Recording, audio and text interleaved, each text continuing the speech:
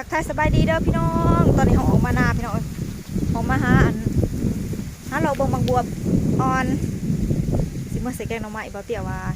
อยากกินแกงหน่อไม้เด้อจะไปหาบางบวบมาใส่แหนมเพิ่นว่าหน่อไม้กันเลยออกมาหาอยู่นาก็เลยหักหน่อไม้แถวกอต้มไว้เฮาก็มาหาบางบวบอยู่นาพี่น้องแม่สิได้บางบวบนะฮัมบ่เห็นมันเน่าอ่ะอ้าวก็บ่เอาแล้วเนาะหมามันเน่าละจนไม่ตลาดเที่ยงก็เอาตัวมันบ่เน่าแล้วหมาเน่า ตลาดเที่ยงไม่ไหนน่ะถือดูคูดิไปหาเอาใหม่นี่ใหม่ไปต้อยใหม่ต้อยมักบวบก่อนไปเข้าในสวนเข้าสวนผู้เที่ยงนาไปครับโอ้ข้ามวานไม่ใหญ่ชุกกว่าจังฮัมเรียบว่าคือมีแต่มาอันสีหมอกค่ะนะมันเหิมได้นี่มันสีชุกเลยมาเอาเบิ่งดูเบิ่งเอาออกได้ไหมเข้าได้ไหมพี่หลอดบุอัน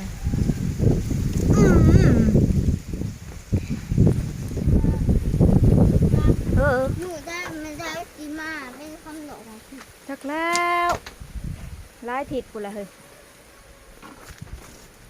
จักแม่แถวเราไปซ้ำดอกมักผิดอยู่ใส่นี่ได้ห้ำมังได้ห้ำน้อยครับลูกเรามันหล่นบ่ลูกเก็บเอา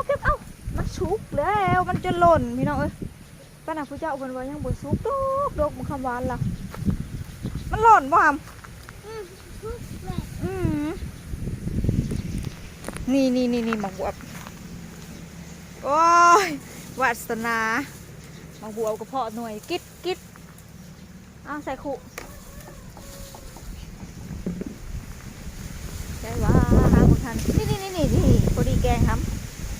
พอดีแกงครับผมแม่ด้วยพอดีแกงหมักบวบนี่อะเอาหน่วยแก่มันกับบวแซ่บถ้าต้องเอาหน่วยอ่อนๆมันแบบนี้พี่น้องบางอย่างก็แก่แซ่บได้พี่น้องบางอย่างก็แซ่บเป็นบางส่วนเด้อเรื่องแก่นี่ก็ได้นะคืออยู่ลมพัดคืออยู่สูงแท้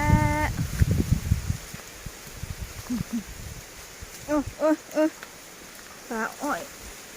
แรดคอนี่จะเนื้องามๆเลยเนาะได้2 หน่วยโอ้ยอ้อยกับล่มเบิดเลยล่มผาดพี่น้องเอ้ยบางคนเขาเจ้าก็มาซื้อบางคนก็เขาเจ้ามาซื้อเป็นลำขายลำละ10,000 กีบเป็นเงินบาทกับบ่เหาะ20 บาทสับเนาะอยู่นี่มันสิมีน้ำมาแก๊บบ่ลงมาสิไปเอาอยู่ปุ๊ลำลาเท่าได้10,000มันก็เกือบ20 บาทหน่อยบักใหญ่หน่อยนะ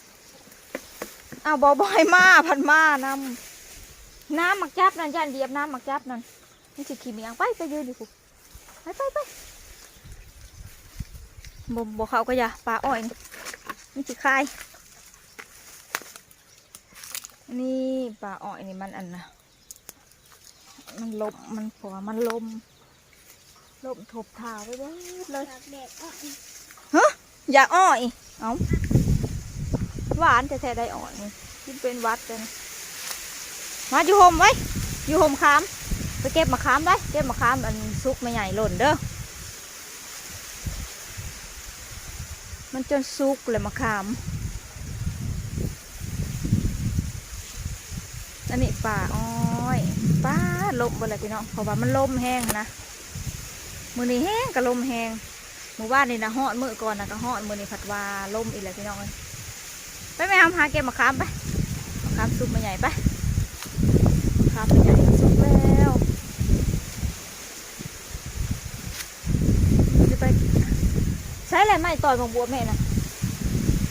เอาตัวเอาบทเทิงกับสิได้ต่อยเอาเลยบัดนี้จะต่อยเอาก่อนไปโฮมขามผมย่างมาย่างมันแดด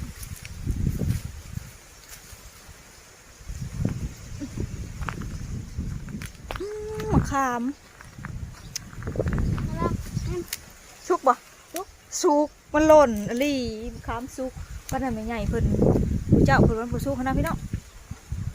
ดกนี่นะมันสุกเดี๋ยวครับเก็บเอาลูกพูดน่ะมันหล่นขนาดมันลายเลยป้องไว้ตีขู่นะครับนั่นกระสุมไก่นั่นข้อไก่พี่น้องนี่นะอันนี้มะขามสุกโอ้ยไม่ใหญ่นะมาหน้ากูเหมื่อกับโบเห็นมะขามสุก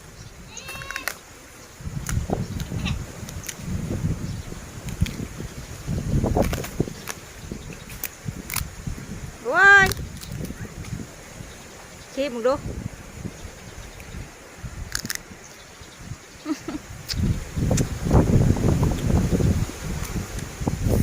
ุกหนาสุกผสมเด้อ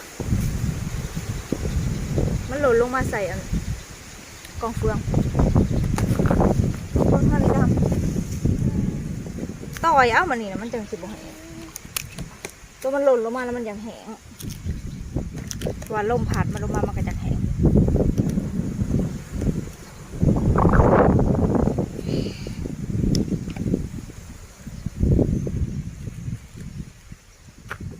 ต่อยด้วยแหมนดูขามออกมาหน้ากันแห้งลมสุดมักใหญ่เลยได้มาขามนี่กันไม่ได้ขึ้นเนาะพี่น้องยังเป็นเจียงอยู่กับมีเป็นลายสัมหอยโคตรดึงกินผู้เจ้าพัดอยู่บ้านนี่นะหอยเขาเจ้าดึงเห็นแต่ขวัญเป็นศพพี่น้องมันคือมันกำลังเริ่มซุกข้ามวานได้พันมาแต่อันบ้านลูกสาวเพิ่นผู้ได้นี่นะพี่น้องเอามาแต่บ้านประจันเอามาแต่บ้านเอื่อยน้องไม้เอื่อยเป็นเอื่อยกกโมลูกสาวกกมาใหญ่เพิ่นไปอยู่บ้านพัวเพิ่นบ้านบุงสวยบ้านห้วยยางเนาะเพื่อนเพิ่นอยู่บ้านห้วยยางอยู่บุกสวยหน่อยเอาแนวมาแต่บ้านเพิ่นผู้ได้นี่นะไม่ใหญ่แล้วเอามากะเราก็ได้ต้นหนึ่งต้นบ้ากใหญ่พี่น้องเป็นหมาก3-4 ปีเลยได้กินอยู่กูปีพี่น้องมาคำหวานแต่แนวมันมาหวานก็เลยแนวมันมาหวานก็เลย เอามาปลูกไว้นี่น้องนี่สิเป็นน้องชะน้องปลาไม่ใหญ่นี่สิเป็นน้องช้าน้องกับบักใหญ่พี่น้องผลตึกปลาเมื่อกลับเมื่อน่ะใส่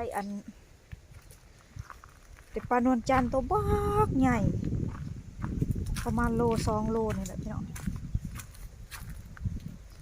นี่นะครับมันแหลมขึ้นโคนครับมัน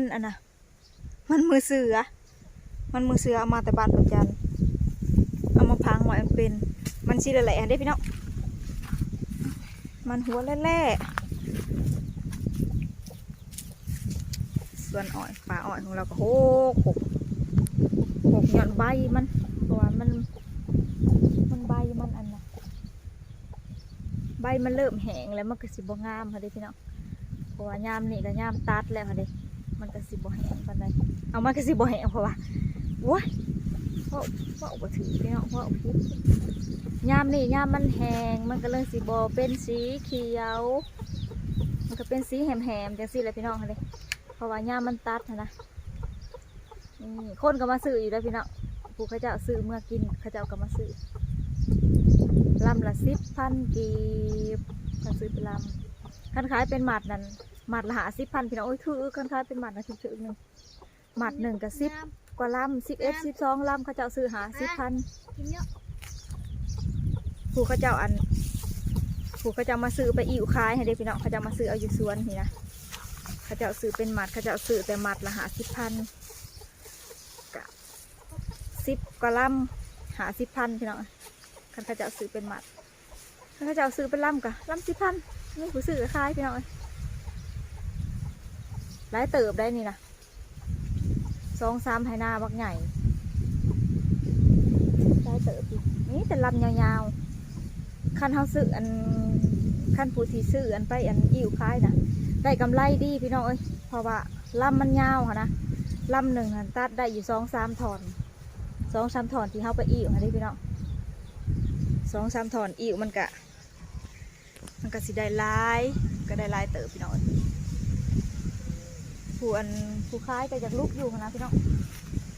เพราะว่าเขาเจ้าซื้อไปอิ่วมันก็เขาเจ้าก็ซื้อถือแน่ดิเขาเจ้าก็หายราคาถือนะคันขายเป็นลำน่ะสิดีกว่าลำหนึ่งได้ลำ10,000คันหลายเป็นลำกันคันหมัด10 กว่าลำมันก็ได้100,000ปลายเลยเด้พี่น้อง100,000 กีบนะก็200 กว่าบาทคันเป็นเงินไทยแต่ว่าคันเฮาขายเป็นหมัดนะลุกพี่น้องเอ้ยเขาเจ้าซื้อแต่หมัด50,000ผัดหมัดหนึ่งผัดมีอันหมัดหนึ่งผัดมี12 ลำคันลำหน่อยก็13จังสิ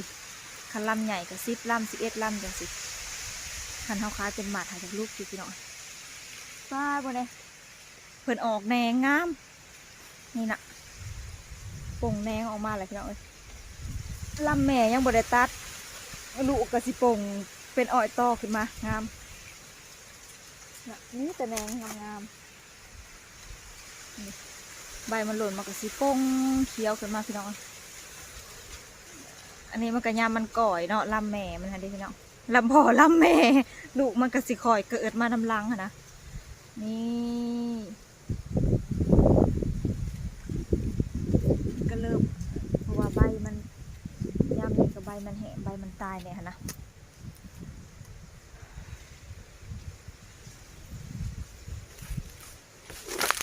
เพราะว่าเขาสิบได้ตัดมันให้ได้พี่น้องมีผู้บนซื้อเขาจังตัดเพราะว่าเขาปลูกไว้แบบนี้แล้วนะเพราะเขาบริปลูกอยู่สวนเขาปลูกอยู่ใส่ให้หน้าเขาเองจังสิ